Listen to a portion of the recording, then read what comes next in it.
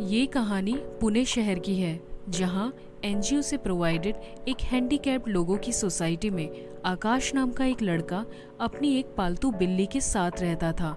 वहीं पास की ही एक सोसाइटी में एक छोटा बच्चा भी था जो आकाश को हमेशा परेशान करता था और अक्सर उससे पैसे भी मांगता था। एक दिन सोफी नाम की एक लड़की गलती से अपनी स्कूटी से आकाश को हिट कर देती है और इसके बाद उसे बहुत पछतावा होता है क्योंकि आकाश ब्लाइंड था। अब ऐसे में वो आकाश को पास ही के एक रेस्टोरेंट में लेकर जाती है और उसे ब्रेकफास्ट भी कराती है। बातों ही बातों में सोफी को पता चलता है कि आकाश बहुत ही अच्छा पियानो प्ले करता है और गाता भी बहुत अच्छा है। अब आकाश को वो अपने डैड के कैफे में लेकर जाती है, जहां इसी तरह के एक आर्टिस्ट की जरूरत थी जो कस्टमर का एंटरटेन कर सके। इसी दौरान हम देखते हैं कि आकाश एक ब्लाइंड पर्सन नहीं है, वो केवल ब्लाइंड होने का नाटक कर रहा है। आगे हम देखते हैं कि अक्सर सोफी आकाश को पिक एंड ड्रॉप में हेल्प करने लगती है और इन दोनों के बीच बहुत अच्छी दोस्ती भी हो जाती है। अब एक दिन कैफे में पुराने जमाने के एक जाने माने अभिनेता मिस्टर प्रमोद सिन्हा की एंट्री होती है, जो आकाश के पियानो बजाने और उसके गाने से बहुत इम्प्रेस होते हैं और आकाश के पास आकर उसे एक प्राइवेट कॉन्सर्ट के लिए भी इनवाइट करते हैं, जो उनके खुद के घर पर था क्योंकि नेक्स्ट डे उनकी शादी की सालगिरह थी और अपनी वाइफ सिम्मी को वो सरप्राइज देना चाहते थे। आकाश भी इस अपॉर्चुनिटी से बहुत खुश होता है क्योंकि उसे अच्छा खासा एडवांस अमाउंट भी मिल गया था। अब नेक्स्ट डे आकाश प्रमोद सिन्हा के बताए गए एड्रेस पर जाता है और डोरबेल रिंग करता है। सामने से प्रमोद सिन्हा की वाइफ सिम्मी सिन्हा दरवाजा खोलती है। सिम्मी सिन्हा आकाश को नहीं पहचानती और उसे अंदर भी नहीं आने देती। ऐसे में आकाश को प्रमोद सिन्हा के सरप्राइज को रिवील करना पड़ता है, जिससे आखिरकार सिम्मी आकाश को घर के अंदर बुला लेती है और पियानो के पास ले जाकर बिठा देती है और अब आकाश पियानो प्ले करने लगता है। लेकिन तभी उसकी नजर पड़ती है थोड़ी सी दूर गिरी हुई एक लाश पर। उस लाश को देखकर आकाश बहुत घबरा जाता है, लेकिन वो इस बात को जाहिर नहीं होने देता क्योंकि दुनिया की नज़रों में वो एक अंधा इंसान था। अब वो सिम्मी सिन्हा से वॉशरूम तक उसे ले जाने की रिक्वेस्ट करता है। सिम्मी उसे वॉशरूम तक लेकर जाती है और वहाँ आकाश देखता है एक और आदमी को जो छुपा हुआ था और उसके हाथ में गन भी थी। आकाश कुछ भी शो नहीं करता और चुपचाप वॉशरूम से बाहर आ जाता है और आखिरकार उसे उस गिरी हुई लाश का चेहरा नजर आता है जो प्रमोद सिन्हा की थी।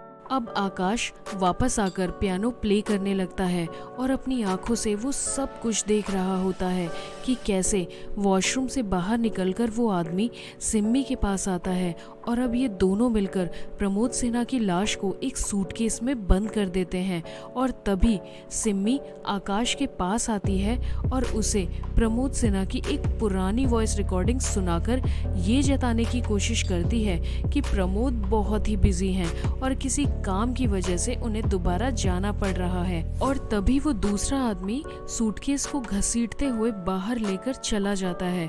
अब सिम्मी आकाश को भी वहां से जाने के लिए कह देती है। पूरे दिन भर आकाश के दिमाग में यही इंसिडेंट घूमता रहता है और आखिरकार वो मर्डर की इस कंप्लेंट को लिखवाने के लिए पुलिस स्टेशन चला जाता है। तभी आकाश की नज़र पुलिस स्टेशन में मौजूद उस आदमी पर पड़ती है जिसे उसने सिम्मी सिन्हा के वॉशरूम में छुपा हुआ देखा था और ये आदमी था उसी पुलिस स्टेशन का सबसे सीनियर ऑफिसर इंस्पेक्टर मनोहर। अब आकाश सब कुछ समझ जाता है कि ज़रूर सिम्मी सिन्हा और इस इंस्पेक्टर मनोहर का अफेयर होगा। इसी वजह से इन लोगों ने प्रमोद सिन्हा की हत्या कर दी। आकाश अपनी कंप्लेंट लिखाए बिना वहां से वापस आ जाता है और इधर इंस्पेक्टर मनोहर को भी आकाश पे शक होने लगता है। अब अगले दिन हम देखते हैं कि पुलिस प्रमोद सिन्हा की लाश को एक तालाब के पास से बरामद कर लेती है और अब आकाश को एक चश्मदीद गवाह के तौर पर पुलिस स्टेशन में दोबारा बुलाया जाता है, जहां उसकी मुलाकात प्रमोद सिन्हा की बेटी दानी सिन्हा से होती है। आकाश अपने बयान में बताता है कि उस दिन प्रमोद सिन्हा घर पर ही मौजूद थे और किसी जरूरी काम की वजह से वो जल्दबाजी में वहां से चले गए थे। अब अगले दिन हम देखते हैं कि प्रमोद सिन्हा की लास्ट राइट होती है जिसमें सभी मेहमान शामिल होते हैं और उसमें प्रमोद सिन्हा की पड़ोसन मिसेस डीसा भी थी, जो पुलिस के पास जाती है और उन्हें बताती है कि उस दिन प्रमोद सिन्हा और आकाश के अलावा वहाँ पर एक तीसरा आदमी भी था और अगर मैं उसे देखूंगी तो मैं पहचान जाऊंगी। पुलिस जब सिम्मी से इस बारे में पूछताछ करती है तो टाल मटोल करके वो बातें घुमा देती है। अब अगले दिन हम देखते हैं कि आकाश सिम्मी सिन्हा के घर पर जाता है क्योंकि दानी सिन्हा उससे पियानो बजाना सीखना चाहती थी, लेकिन लिफ्ट के खुलते ही सामने सिम्मी सिन्हा अपनी पड़ोसन यानी मिसेस डीसा को टेरेस से धक्का दे रही होती है। आकाश इस इंसिडेंट को अनदेखा करते हुए सिम्मी सिन्हा के घर चला जाता है, लेकिन इस बार सिम्मी आकाश को देख लेती है और उसे आकाश पर शक होने लगता है। दानी को पियानो क्लासेस देने के बाद आकाश हड़बड़ाते हुए अपने घर की तरफ जाता है, जहां रास्ते में उसे वही छोटा बच्चा देख लेता है जो अक्सर उसे परेशान किया करता था। आकाश के बदले हुए बिहेवियर को देखकर उस बच्चे को कुछ अजीब सा लगता है, इसलिए वो अपने मोबाइल को एक सेल्फी स्टिक में लगाकर आकाश के कमरे के अंदर की वीडियो बना लेता है, जिस बारे में आकाश को भी पता नहीं चलता। और वीडियो को देखकर वो बच्चा दंग रह जाता है क्योंकि उसे पता चल जाता है कि आकाश भैया देख सकते हैं। मूवी के अगले सीन में हम देखते हैं कि आकाश के घर सिम्मी आती है और वो उसे प्रसाद खिलाती है और उसके बाद आकाश उसके और अपने लिए कॉफ़ी लेकर आता है, लेकिन सिम्मी बड़ी ही चालाकी से आकाश की कॉफ़ी में पॉइजन मिला देती है। आकाश उसे देख लेता है और किसी बहाने से अपनी कॉफ़ी को नीचे गिरा देता है, जिससे सिम्मी को यकीन हो जाता है कि आकाश देख सकता है। सिम्मी तुरंत अपनी गन तान देती है। आकाश डरकर सिम्मी से कहता है कि तुमने जो 2 मर्डर किए हैं उस बारे में मैं किसी को कुछ भी नहीं बताऊंगा। इस पर सिम्मी कहती है कि अगर तुम अंधे नहीं हो तो अंधे बनने का नाटक क्यों कर रहे हो। इस पर आकाश कहता है कि मैं लोगों की सिंपैथी गेन करना चाहता हूँ ताकि मेरे हुनर को पहचान मिल सके, और थोड़ी देर बाद ही आकाश अपने आप बेहोश हो जाता है। इधर हम देखते हैं कि आकाश से मिलने के लिए सोफी उसके घर की तरफ आ रही होती है, लेकिन तभी वो बच्चा रास्ते में सोफी को रोककर उसे वही वीडियो दिखाता है, जिसे देखकर सोफी बहुत गुस्से में आ जाती है और जोर जोर से आकाश का दरवाजा पीटने लगती है। सामने से सिम्मी दरवाजा खोलती है। अब सिम्मी सोफी के सामने एक ऐसी सिचुएशन क्रिएट करती है जिससे सोफी को लगता है कि आकाश और सिम्मी के बीच में रिलेशनशिप है। सोफी गुस्से में वहां से चली जाती है और अब हम देखते हैं जब आकाश को होश आता है तो वाकई वो अंधा हो चुका था क्योंकि उसने सिम्मी का दिया हुआ प्रसाद खाया था। मूवी के अगले सीन में सिम्मी इंस्पेक्टर मनोहर को बताती है कि उसने आकाश को अंधा कर दिया है।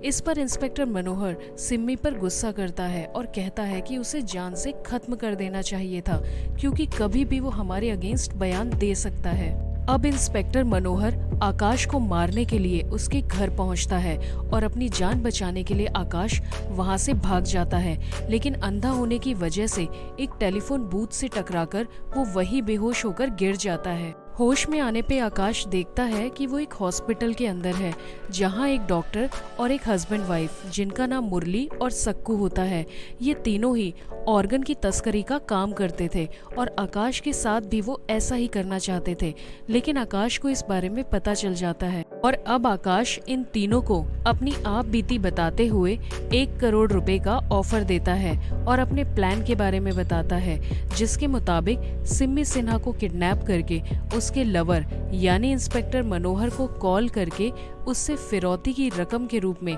1 करोड़ रुपए की डिमांड रखनी थी। इन तीनों को ही आकाश का ये ऑफर पसंद आ जाता है और अब ये सब मिलकर सिम्मी सिन्हा को किडनैप करते हैं और इंस्पेक्टर मनोहर को कॉल मिलाकर उसे 1 करोड़ रुपए लाने के लिए कहते हैं। आगे हम देखते हैं कि मुरली और सक्कू पैसों के लालच में आकर आकाश को एक व्हीलचेयर से बांधकर उसी जगह पर छोड़ देते हैं जहां उन्होंने सिम्मी को बांधा हुआ था, और वहीं दूसरी तरफ इंस्पेक्टर मनोहर भी 1 करोड़ रुपए का बैग लेकर उसी खुफिया जगह पर पहुंच जाता है। लेकिन इंस्पेक्टर मनोहर बड़ी ही चालाकी से मुरली के कंधे पे गोली मारकर उसे खत्म कर देता है और लिफ्ट में चला जाता है। लेकिन तभी सक्कू लिफ्ट का मेन स्विच बंद कर देती है। लिफ्ट में अंधेरा होने की वजह से गलती से गोली चल जाती है, जिससे इंस्पेक्टर मनोहर की वही मौत हो जाती है। अब बची सक्कू, जो अपने पति को तो गवा ही देती है और आखिर में उसके हाथ लगता है 1 करोड़ रुपए के बदले रद्दी का एक ढेर। मूवी आगे बढ़ती है और हम देखते हैं कि सिम्मी आकाश को मारने की कोशिश करती है, लेकिन तभी वहां पर डॉक्टर आ जाता है, जो थोड़ी देर के लिए कुछ काम से बाहर गया था।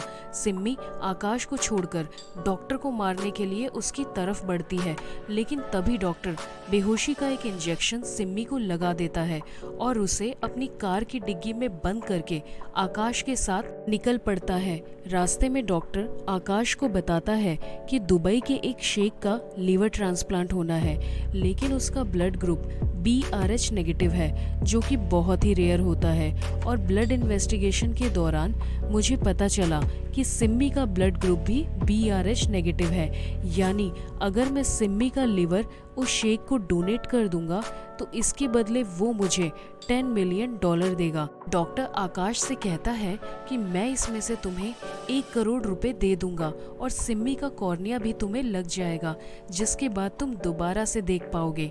लेकिन आकाश इस ऑफर से मना कर देता है। अब हमें कुछ सालों बाद का समय दिखाया जाता है, जहां यूरोप के किसी होटल में आकाश पियानो बजा रहा होता है। वहां दोबारा से उसकी मुलाकात सोफी से होती है और सोफी को वो अपनी आप बीती बताता है, जिस पर सोफी कहती है कि तुम्हें डॉक्टर का ऑफर मान लेना चाहिए था, क्योंकि सिम्मी ने तुम्हारे साथ बहुत बुरा किया था। सोफी आगे आकाश से डॉक्टर और सिम्मी के बारे में पूछती है, तो आकाश बताता है कि कार ड्राइविंग के दौरान डॉक्टर को ऐसा लगा कि जैसे सिम्मी को होश आ गया हो, इसलिए उसने कार को रोका और बेहोशी का एक इंजेक्शन लेकर डिग्गी के पास गया। उसने जैसे ही डिग्गी को खोला, सिम्मी ने उसे शूट कर दिया और फिर वो ड्राइविंग सीट पर आकर बैठ गई और उसने मुझे कार से बाहर धक्का दे दिया और कार को लेकर चली गई। लेकिन थोड़ी ही दूरी पर एक शिकारी जो खरगोश का शिकार कर रहा था, वो सिम्मी के कार के आगे आकर गिर गया, जिससे सिम्मी की कार डिसबैलेंस हो गई और उसमें वहीं आग लग गई और इस तरह मेरी जान बच गई। सोफी को ये सब बताकर आकाश वहां से उठकर चला जाता है और रास्ते में पड़ी हुई एक केन को अपनी स्टिक से जोरदार तरीके से हिट करता है। सो हे गाइस, यहाँ पर हमें पता चलता है कि आकाश ब्लाइंड नहीं है, यानी उसने सोफी को जो खरगोश वाली कहानी बताई वो मनगढ़ंत थी और उसने डॉक्टर के ऑफर को एक्सेप्ट कर लिया था। और इसी के साथ ये मूवी यहीं एंड हो जाती है। सो फ्रेंड्स, अगर आपको ये एक्सप्लेनेशन पसंद आया हो तो प्लीज़ मेरे चैनल को सब्सक्राइब करें। तो मिलती हूँ अब आपसे अगली वीडियो में। तब तक के लिए bye bye and take care.